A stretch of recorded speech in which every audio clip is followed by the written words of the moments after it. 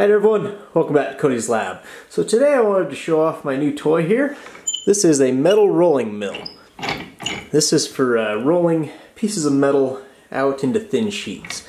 See, I can crank this handle here, and that is gear reduced. It causes these two high carbon steel rollers to rotate. Put something in there and it'll get smashed flat. And of course, it also has this little handle here that I can twist and make these rollers closer or farther apart. Very nice. Been wanting one of these for a while. So, I want to try making something with this today. And I'm thinking I want to make one of these. This is what is commonly known as a tin can. It's actually steel, mostly. They used to have the steel plated in tin, to provide some corrosion resistance. That's why they're called tin cans. Tin, of course, is the element number 50. It's very corrosion resistant and non-toxic. I think these days they actually use a chrome plating. I'm probably not going to do the steel though. Steel is a little bit tough. I think this can roll it, but it'd be a lot of work and it might damage the rolling surface. I don't want to try doing steel just yet, so I'm just going to do some pure tin. Should work. It'll be more expensive than the steel and weaker, but metallic tin is going to have the same properties as a thin coating of tin. So the first thing I need to do is acquire a piece of tin that I can flatten out into the sheets. And I've got a bunch of scrap tin here.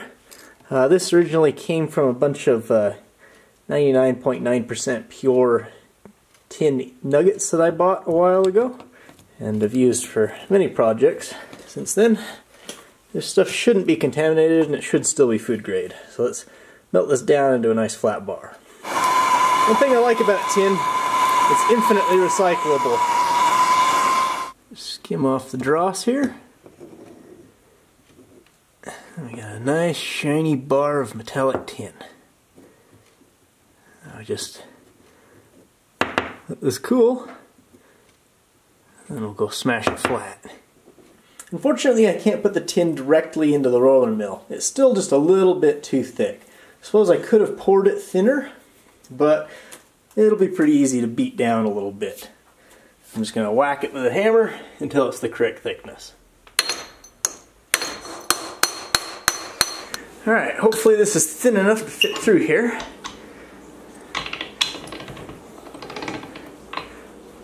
It's pushing it. Let's see. Okay, it fits. So now we can start making it thinner.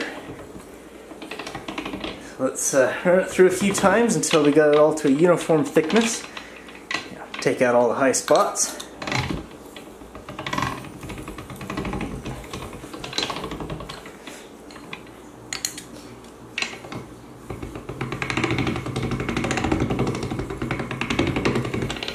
Okay, now I've got a flattened bar of tin.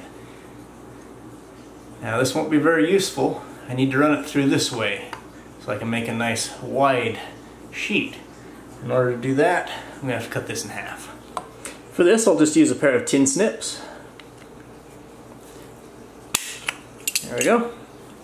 I'll just run each of these bars through until they're as long as these rollers are wide. That way I got the maximum sized piece of tin. Okay, that's pretty close. So now we'll just start running it through sideways so we can spread it out in this direction. Might be a good idea for me to bolt this down at some point.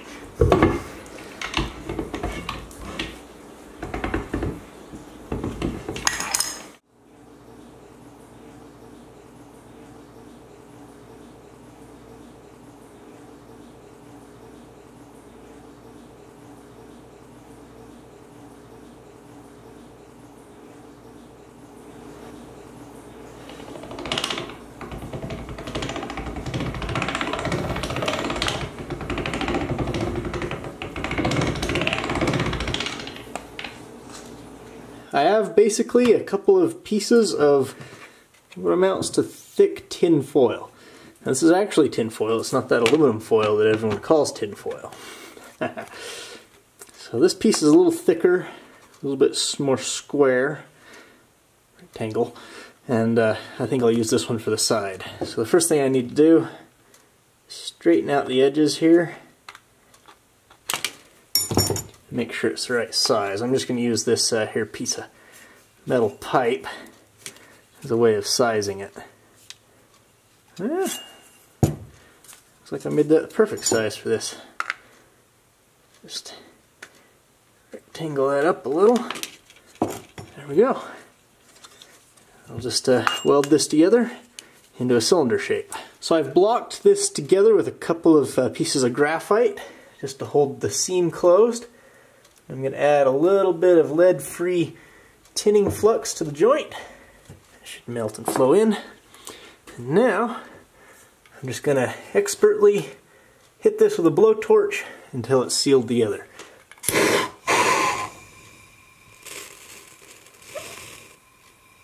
Famous last words.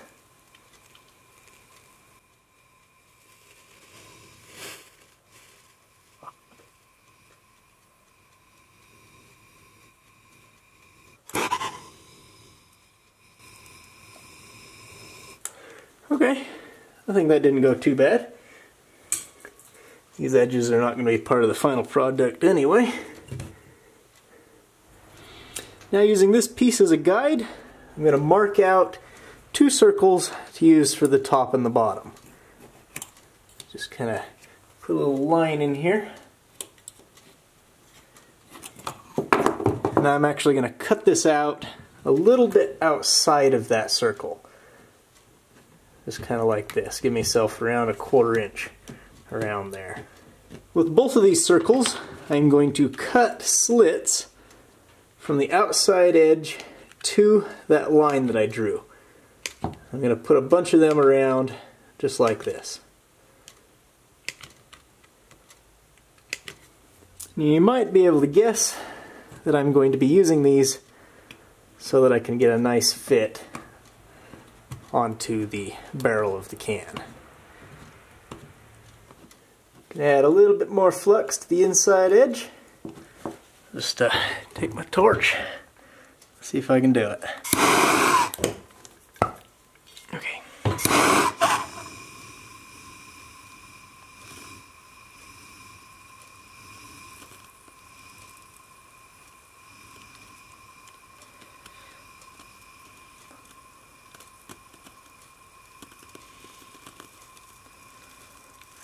Far so good. Now that it appears that I've made an airtight seal, it's time to work on the other end. This is the end that I'm going to use to close the thing. This is going to be a little bit more complicated. So I've punched a hole in the lid right there, and I've also made a little cylinder of the tin. Like that, and I flared out the end a little. Now this should fit right into that hole. And now, I'm going to solder, or just weld, this into place. Now, I can straighten this out and stick it onto the can just like I did the base. So the top is now on. You can see I did a lot better on the top than the bottom. A little bit of practice.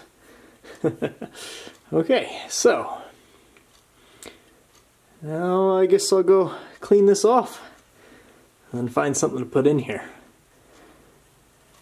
Whatever it is, it's going to have to fit through this hole. So I washed off all the flux and I pressure tested it. It doesn't leak. I think we're ready to fill it up with something. I decided to go with some green beans because you do have to pressure cook these. I think that'd be a good test for this. And they're small enough that they, well, I guess they don't. I'll have to slice them lengthwise a couple of times, but they should fit in there. So let's cut them up. Let's see if we can can them. Just poke it down in there. So I've got all the beans inside of there, and I've set the whole thing into a pot of boiling water. And it's been boiling like this for about 20 minutes now. So it's probably thoroughly cooked, but the idea of this was to drive out as much of the air as possible. So now that as much of the air as I could get is gone, I'm going to grab the top of this and crimp it down. This is to make it easier to seal, because soldering it closed with the vapor coming out, pretty much impossible, I've discovered. So let's crimp this tight so that the vapor can't get out. I've also turned down the heating, so hopefully it will be creating a slight vacuum in there. Alright, let's torch it.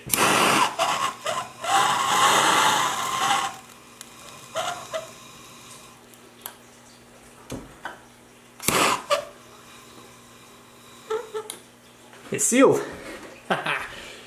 Alright, that should be airtight. No more oxygen can get in at it. Alright, let's see if we can pressure can this now.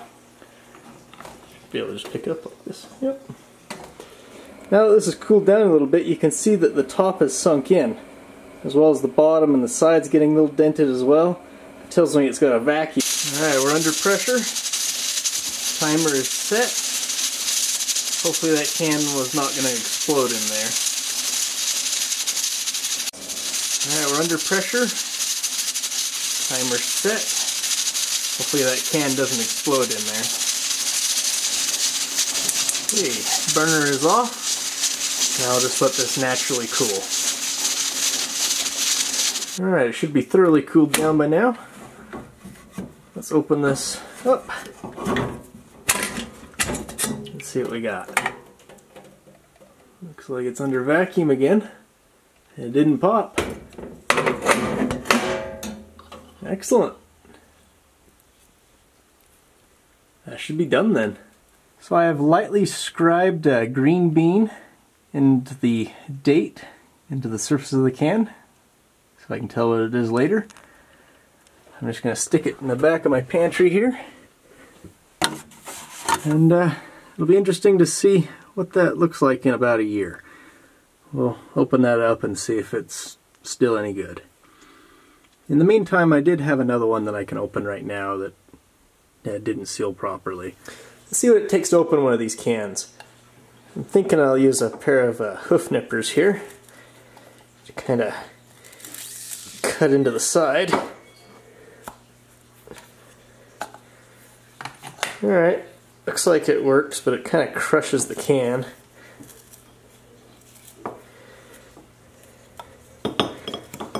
That'd be a good way to start it. See if I can finish it off with some tin snips here.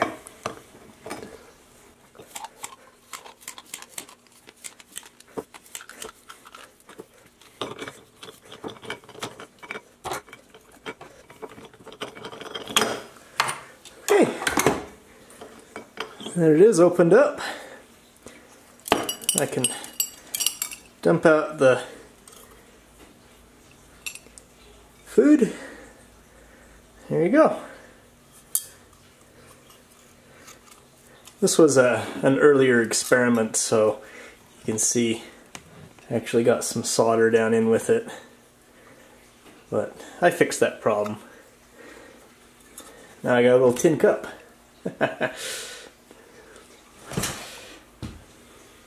Hope you enjoyed.